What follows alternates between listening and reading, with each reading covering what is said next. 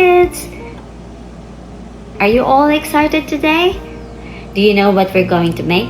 You're right! It's a pencil bookmark. Fun to make and perfect for your Bibles and notebooks.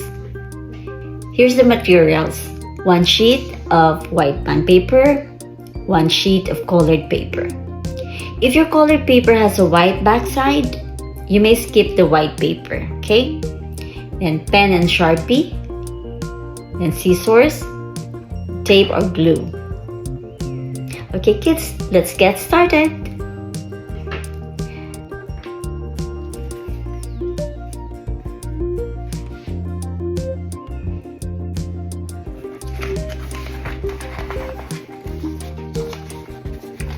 Number 1, prepare the paper.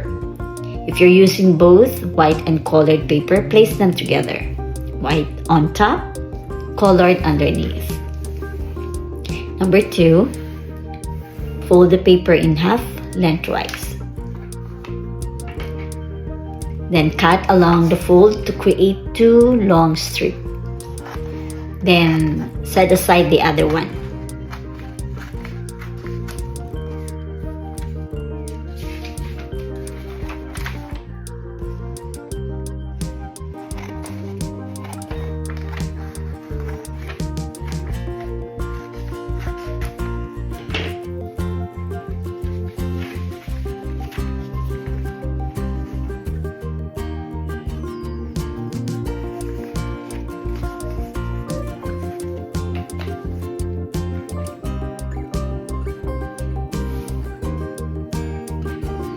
Fold the first, number 3, fold the first strip and place the white side up with the colored side underneath.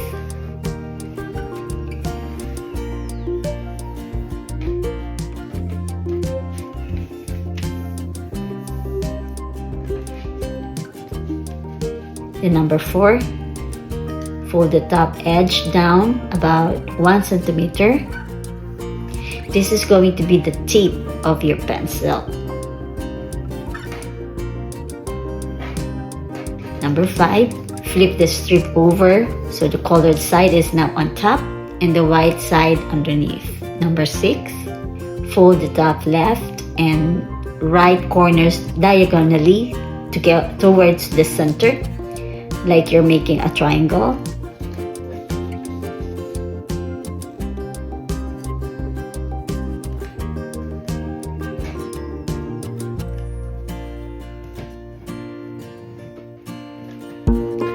Now fold the new corners again to make the pencil tip even sharper.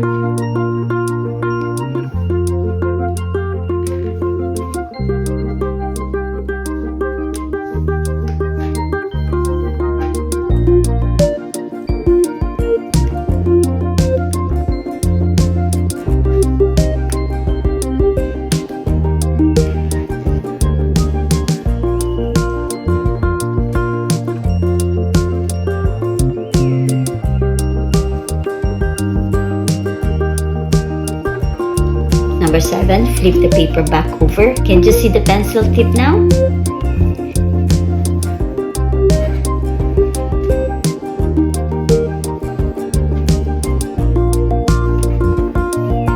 Fold the bottom part upward and then decide how much white you want to show for the pencil wood.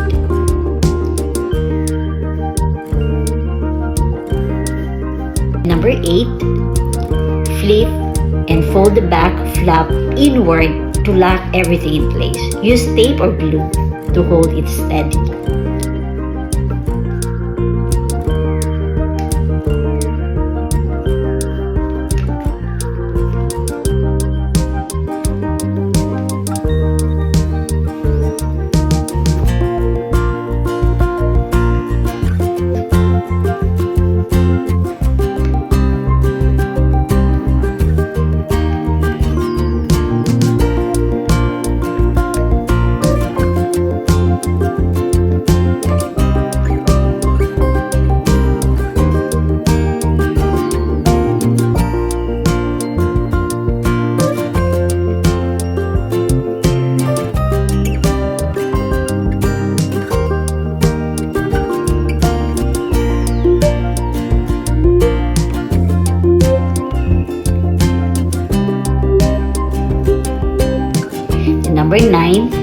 grab your pen or Sharpie and write the message on front like, God loves you.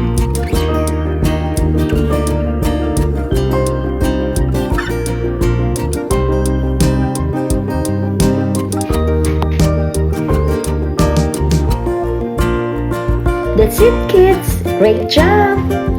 You now have a cute pencil bookmark you made all by yourself. God bless you, kids! And always remember, you are loved, creative, and special. Let's keep making things for Jesus. In Jesus' name, amen.